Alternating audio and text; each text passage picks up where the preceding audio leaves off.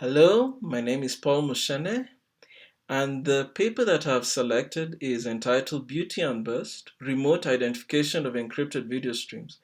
This paper was presented on the 26th Usenix Security Symposium held last year in Vancouver, Canada, by Roei Schuster, Vitaly Shmatikov, and Eran Tromer. My presentation will give you an overview of the problem at hand, the problem statement that's being discussed by the authors, the attack methodology that they actually used and crafted, the experimental setup, the attack simulation, and the results of this experiment, the limitations of the attack, and of course, mitigation measures that can be deployed. Basically, the authors contend that video streams such as the MPEG-DASH standard, which I'll discuss in another slide, do have information leaks, and that by actually analyzing the leaks in this information, regardless of whether the video stream is encrypted, you can garner certain information about the video stream. The authors use machine learning approaches, especially convoluted neural networks, to actually classify streams. They go on and also claim with high degree of precision and accuracy that the attack can actually work in a real-world setting. So, what problem is being addressed here? Basically, everything has a fingerprint, including encrypted videos. Video streams are known to be bursty, and if certain traffic patterns are correlated with video content, an adversary can actually be able to identify that video and garner certain information, and that information may actually be sensitive, including basically creating a profile of the end users who actually stream a given video. This in itself can actually violate end user privacy, but at the same time, also certain sensitive intellectual property of the video stream service provider can be garnered also by analyzing videos. The authors actually show a hypothetical case of how classifying various streams from Netflix can give an overview the of the recommended videos, and they can create a histogram of the recommended videos that Netflix actually has of its users. This actually is, I'll say, classified information that even Netflix hasn't shared in the public. So let me give you a slight description of the MPEG-DASH, and that is actually the standard that is of interest here. So this stands for the dynamic adaptive streaming over HTTP. It's used to actually stream high quality video content over HTTP. MPEG-DASH is supported by very many providers, including Amazon, Akamai, Netflix, YouTube, and Vimeo, to just name a few. The standard actually works by partitioning a video file into small segments. Each segment actually represents the interval of a video content. Each segment is actually encoded using variable bitrate encoding. So just to give you a small overview, what VBR is basically if you have very animated scenes in a given movie or a stream, those scenes will have many packets of bytes that are encoded in it, compared perhaps to a scene which is maybe still on COM, which have fewer packets of bytes that are encoded. In fact, each segment is of a variable size, given that each segment is using VBR.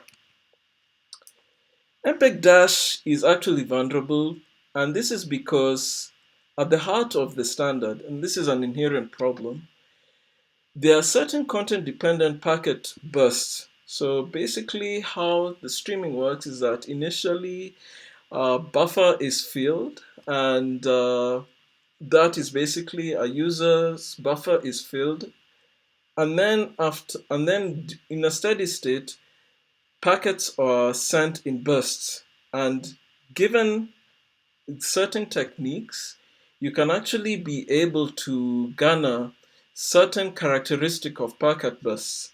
And this way you can actually reveal certain unique qualities about that video stream. Because of this inherent tendency of actually sending bursts of video streams, an attacker can actually be able to conduct using traffic analysis and machine learning classifications on that video stream to extract certain unique attributes and derive content and metadata of the stream. The authors actually discuss their neural network classifier at length, but I'll just give you a brief overview of what their classifier attributes are, and I would recommend you read page 8 of the white paper, which I'll share under the resources for elaborate details of their CNN. So they chose the neural network classifier because it's very accurate at classification and detection. It's able to find patterns at a much higher level. It's actually very robust, and even in a very noisy, let's say, packet capture with so much traffic, it can be able to actually conduct certain measurements with pinpoint accuracy. It's actually agnostic when it comes to certain protocol specific attributes. So regardless of whether you used application layer security like TLS to encrypt a video stream, the neural network is still able to detect certain attributes even from that stream. And finally, you can have multiple representations of the stream, and the pattern and the CNN will actually learn from those multiple representations.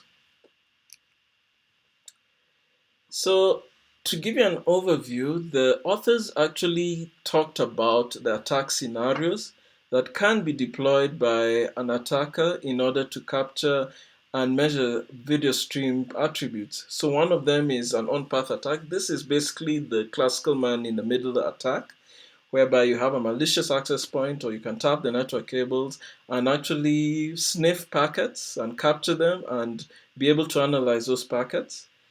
But the one that was actually deployed and discussed at length in the paper is the off-path attack. In this case here, they used a malicious JavaScript code that they inserted on a user's machine to capture traffic patterns and including video stream patterns and make deductions and deduce what kind of characteristics are in that stream. So the authors give their attack methodology. So basically, their methodology is in two parts. One is to create a detector, and the second one is to apply the detector. And I'll explain what these are. So in creating the detector, they have a detector algorithm. This is what will actually be part of the JavaScript, the malicious JavaScript code, that will be injected into a user's machine to capture packets and actually measure what kind of, whether a video stream is inherent in the network traffic of the user or not. Secondly, the authors were able to generate labeled training data. So in their classifier, in this case here, they used a 7:3 ratio for training and testing data. So first and foremost, the authors actually stream the video of interest to their own computer, and they capture the resulting traffic, and they repeat this multiple times, and each time they are actually feeding this and creating data sets that they feed to their classifier. The authors were able to capture 100 samples of each video, and for their training models, 60-second samples, 60 seconds per sample were used for Netflix for the on-path attack, and 5 to 6 minutes per sample were used for the JavaScript off-path attack. So one of the things they had to ensure is that the segmented files that were streamed by the attacker must be identical to those that the victim is also streaming. So that's one of the things they had to ensure when they're actually collecting training data.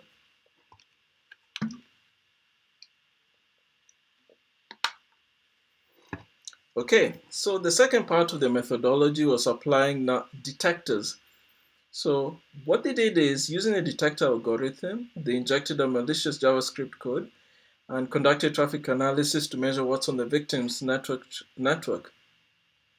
The attacker then was able to capture packets, and using their machine learning classifier that was described previously, they're able to collect measurements and identify streamed video and various characteristics of that streamed video. So for the experiment, they chose a Chrome browser running on an Ubuntu VM on a Windows host. This was used for the cross-site attack setup. I'll discuss what the cross-site attack setup is. They used also an Intel laptop running an i7 core, a Roku Premium streaming device, a home router. For their training network, they had 105 megabit per second upload and download bandwidth. Their test network was a campus and home Wi-Fi network, respectively. So for their data collection, they collected data from four popular streaming services, including Netflix, YouTube, Vimeo, and Amazon Connect. For Netflix, they collected 100 titles. And for their training data, they actually streamed and repeated 100 times to collect data sets for their Netflix data sets. For YouTube, they collected 20 titles plus over 3,500 videos, and each of them they created samples of which they reran 100 times so that their classifier was able to classify the video titles with high accuracy. And for the Amazon and Vimeo, they used 10 titles, and which were running at for 90-second duration. So based on their classifier, and this is in their first part, for YouTube, they determined that there are exactly 2 false positives of the 3,558 videos. Only 2 were found to have a false positive rate, and hence their classifier accuracy was 99%. Netflix was a 0.005 false positive rate, and no recurrent confusion. So basically, that means that for any given streams or video streams, you'll not find different titles that actually have similar traffic characteristics when they're analyzing their stream. So they did not find any recurrent confusion in any of their Netflix streams when they were actually training their classifier. So what I show here is basically like screenshot from the white paper showing the measurements they conducted, and the ones in bold are the ones highlighted in bold show basically their high degree of accuracy, and I will refer you to the paper on figure 7.2. So I do apologize if this diagram doesn't come out actually clearly, but basically in the attack simulation, they used what you call the cross-site attack, the cross-device attack. In brief, the cross-site attack is basically they're serving their malicious JavaScript code to a machine that runs a browser, and in this browser you have 2 tabs. One is running the JavaScript, and the other tab is actually streaming the video. So in this case here, they actually inject the JavaScript code. The JavaScript code will then congest the end user's network on their virtual machines, and through that congestion, it contacts now the attack server, and the attack server now does have the classifier and the trap, and that will actually, and also it has a classifier, plus it will also do some traffic analysis to determine the video stream packets that are in the traffic that are part of the capture. Secondly, in the cross-device attack, it's a variation of the cross-site attack, but in this case, you have two separate devices. So one machine is running basically the video stream from the end user. The other one is actually running the JavaScript, the malicious JavaScript. Both of them are actually on the same router and behind a home router, but on the same LAN as the attack server. So the major difference is that in the cross-site attack, you have both the malicious JavaScript and the stream are running on a single instance, but on the cross-device, you're running on separate instances and machines. So based on actually the attack simulation where the JavaScript was injected and they're able to garner various measurements and feed them to the classifier, I'd like to mention something about the limitations of this experiment.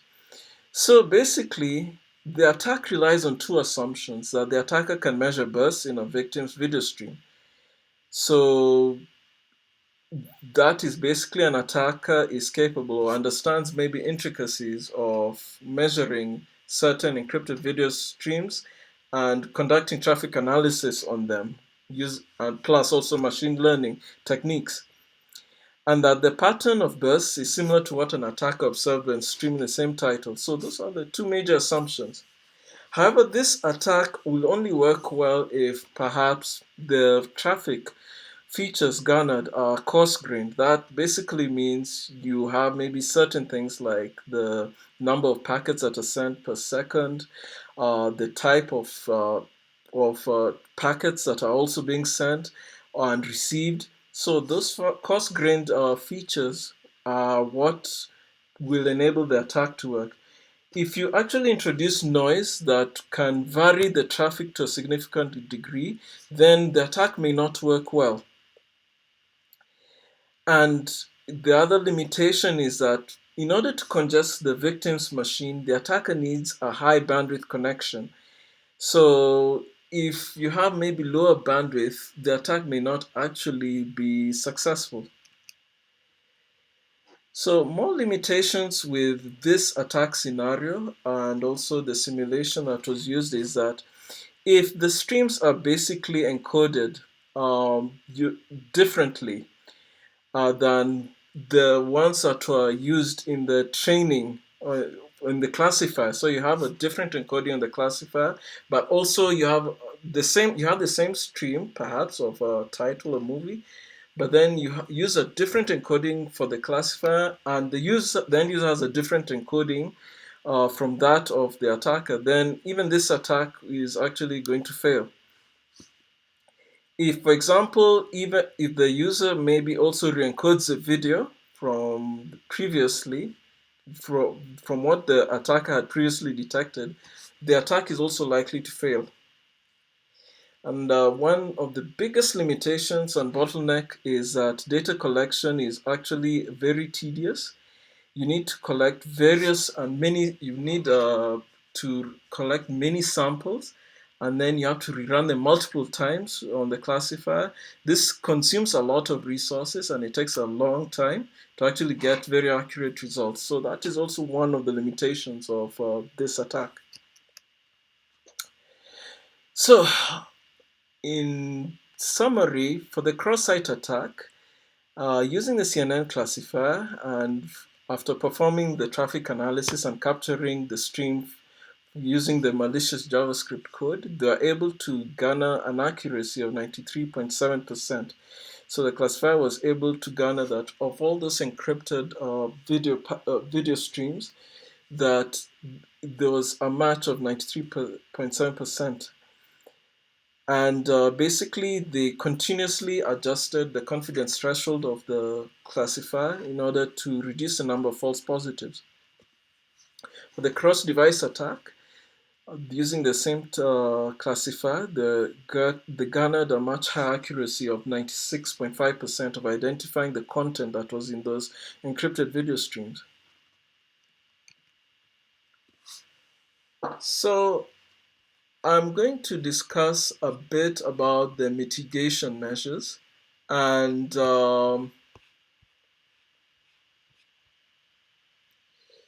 so basically the authors suggest some of these mitigation measures, but each of these has limitations and I'll discuss them.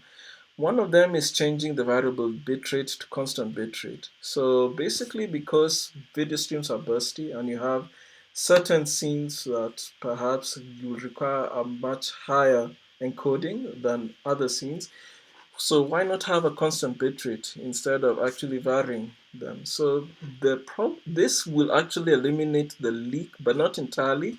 However, it will actually be a very inefficient method of encoding. It's very, very expensive, and it will require even transmitting more traffic than the actual video size or the actual file size of the video. The second one is basically change the granularity of fetching a video. Instead of actually doing it based on a certain duration, or make it on a per segment granularity. So basically this means playing around with the segment size, maybe randomizing the segment sizes. However, this can lead to a streaming becoming less adaptive to network connections, and it will not entirely prevent leak in longer videos. And the other problem is also, if the segment size is too big, it may not be able to fit maybe in a network buffer. So this brings me to my third point. So what if they could redesign the network buffers? Well, this is a very interesting question, but again, it's also very, very difficult because basically it's a non-trivial task. One thing is, if you have a bigger network buffer, then you may actually reduce network efficiency because of buffer bloat. So bigger buffers are susceptible to buffer bloat. The other problem is also the industry itself. There's so many standards that have standardized how buffers should be designed. And so to get industry to actually create maybe variable buffer sizes on the network may be a very difficult task on its own. They also mentioned that one way that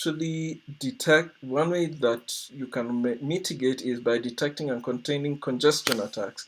So congestion attacks can be mitigated at the operating system, network, and router level, whereby maybe using intrusion detection and prevention systems can detect various malicious traffic characteristics and block certain kinds of traffic, can I call it, congestion attacks. So with that, I will just want to uh, direct you to the resources. You can download the paper from the following link. The other thing also I would recommend is also to see the YouTube video of the actual Usenix on-site video presentation.